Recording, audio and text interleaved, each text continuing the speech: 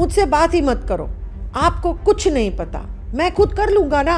अगर ये लाइंस आप रोज सुन रहे हो तो आप एक जेन ज़ी टीनेजर के पेरेंट हो। जो बच्चा पहले हर बात बताता था वो अब रूम में बंद रहता है, जो पहले गले लगता था अब वो पास भी नहीं आता, छोटी सी बात पे गुस्सा हो जाता है और हर चीज पे आपके साथ आर्ग्यूमेंट करता है। आप हक देने जाओ तो आईज रोल करके दूर चला जाता है।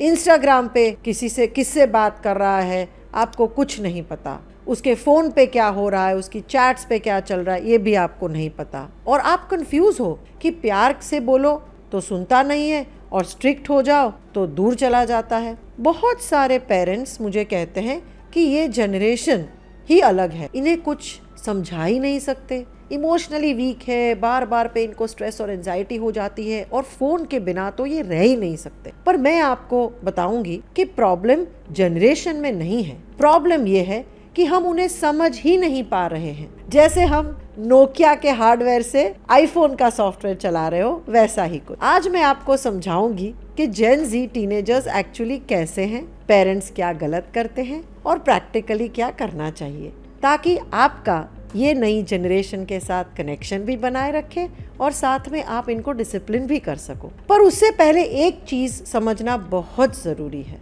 जब तक आप ये एक चीज नहीं समझोगे कि जेन ज़ी के अंदर क्या चल रहा है, तब तक आप उन्हें हैंडल नहीं कर पाओगे। पहली बात समझो कि टीनेज में बच्चे का ब्रेन एक मेजर रिकंस्ट्रक्शन फेज में होता है। बहुत सारे चेंजेस आते हैं ये पीरियड में। ब्रेन के दो इंपॉर्टेंट हिस्से होते हैं, एक है एमिगडाला जो lower part of the brain stem पे है, ये इमोशनल सेंटर है, ये वो पार्ट ब्रेन का है जहाँ से फियर और इम्पल्सिव बिहेवियर जनरेट होती है।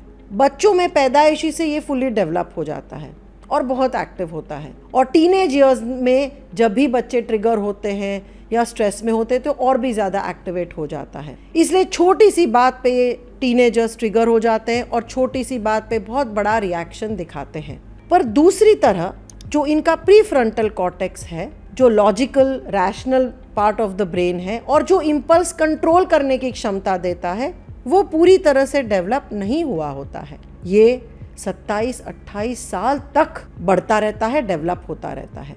तो इसका मतलब ये कि एक तरफ टीनेज ईयर्स में इम्पल्स जनरेट करने वाला हिस्सा बड़ा एक्टिव होता है और इम्पल्स को कंट्रोल करने वाला हिस्सा पूरी तरह से डेवलप नहीं हुआ होता है। और इसीलिए टीनेजर्स में आप देखेंगे ऐसे बिहेवियर्स हैं जो हमें लगता है कि लॉजिकली कहाँ से ये सही है, बट फिर भी वो करते हैं। हमें लगता है इनको समझ क्यों नहीं आता, बट इसकी वजह से समझ नहीं आता है।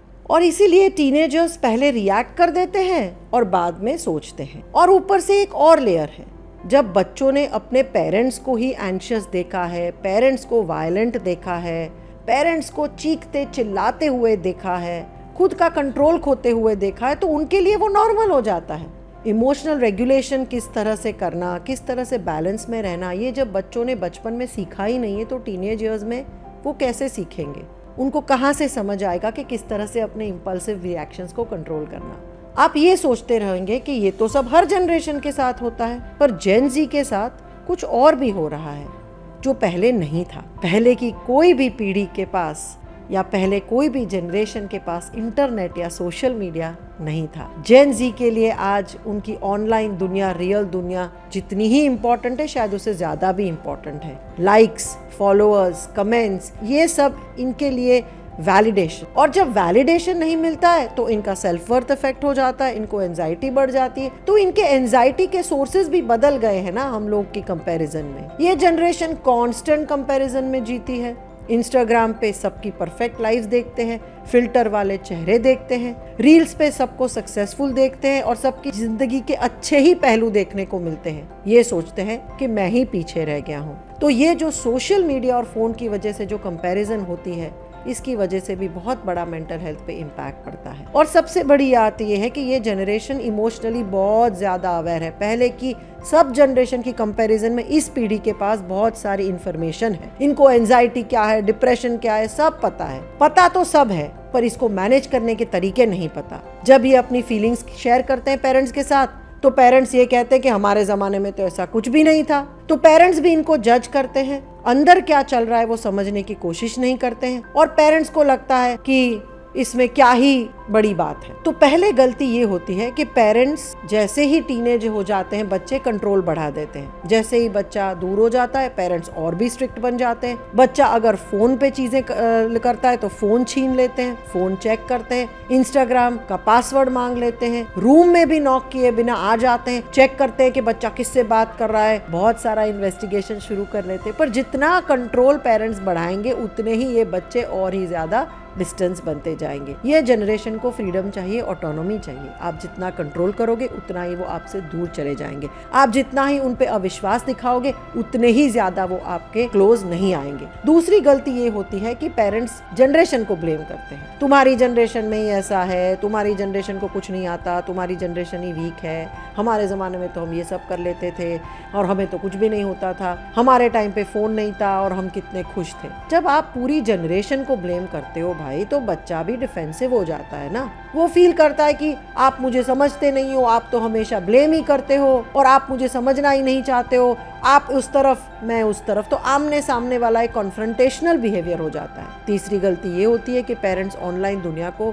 सीरियसली नहीं लेते हैं। ये सब फोन वाली बकवास बंद करो, रियल लाइफ में फोकस करो। पर जेन जी के लिए ऑनलाइन दुनिया बहुत रियल है। वो बर्थ से ही ऑनलाइन दुनिया से वाकिफ है, उनकी आइडेंटिटी वहाँ से आती है और ऑनलाइन जो सोशल मीडिया, फोन, टेक्नोलॉजी, ये तो इनके खिलौने हैं। जब आप इससे डिसमिस कर देते हो तो वो फील करते कि आप उनकी दुनिया ही नहीं समझते हो और आप उनकी दुनिया को ही रिजेक्ट कर देते हो।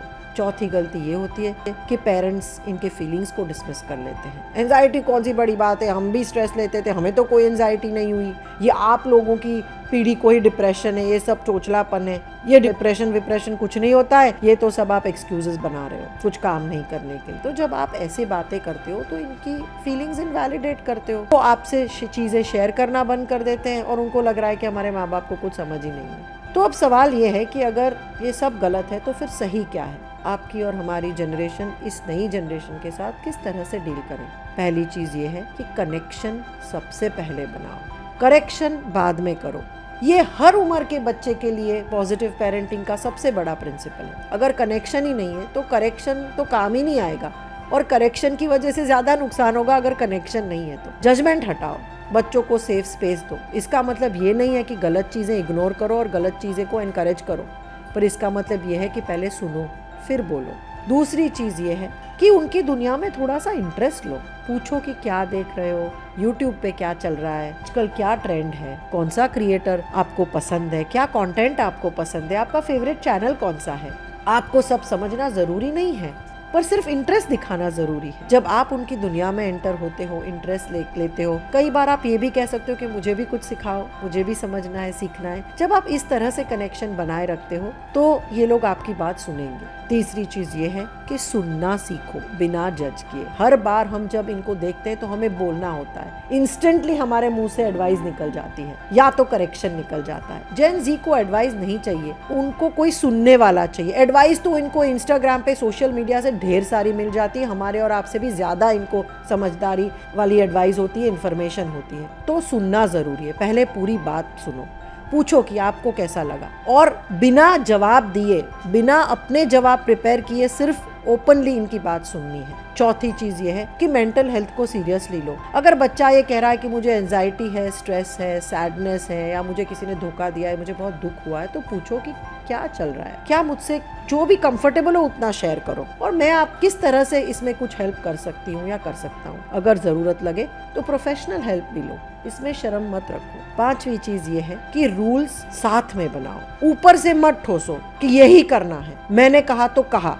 उससे कंपैरिजन में अगर आप बैठोगे, उनके साथ डिस्कस करोगे, उनकी अंडरस्टैंडिंग लोगे, उनका इनपुट लोगे और साथ में रूल्स बनाओगे कि हम साथ में as a family, as a parent child हम क्या चाहते हैं। जेन जी को दिक्कत पसंद नहीं है, जेन जी को ऑर्डर्स पसंद नहीं है। और लास्ट चीज सबसे इम्पोर्टेंट है, खुद वैसी बिहेवियर करो जो आप बच्चे से चाहते हो। अगर घर में आते ही सीधे आपने फोन शुरू कर लिया, आप रील्स देखते रहते हो, आप पूरा टाइम व्हाट्सएप पे हो, तो बच्चे को कैसे कह सकते हो कि आप ये मत करो। अगर आप खुद आर्ग्यू करते हो पर बच्चे को बोलते हो कि आर्ग्यू मत करो, तो वो भी नहीं सुनेगा। अगर आप खुद दिन भर फोन पे लगे रहते हो, खुद आप चीजें अगर ट्रिगर होते हो तो चिल्लाते हो, वायलेंट हो जाते हो, तो बच्चों को आप ये कहोगे कि मत करो, तो बच्चे ये दोगलापन देख लेते हैं। आज के टीनेजर्स को हिपोक्रेसी पसंद नहीं है, उनको चीजें बहुत सीधी, साफ क्लियर पसंद है। तो अगर ये दोगलापन उनको देखने को मिला तो उनके मन से आपकी रिस्पेक्ट चली जाएगी। बच्चे वो नहीं करते जो आप बोलते हो, वो करते हैं जो आप करते हो। और स्पेशली ये जनरेशन के साथ तो ये बिल्कुल नहीं चलेगा कि आप बोलो कुछ और करो कुछ। ये हिपोक्रेसी ये जनरेशन इमीडिएटली पकड़ लेती है। एक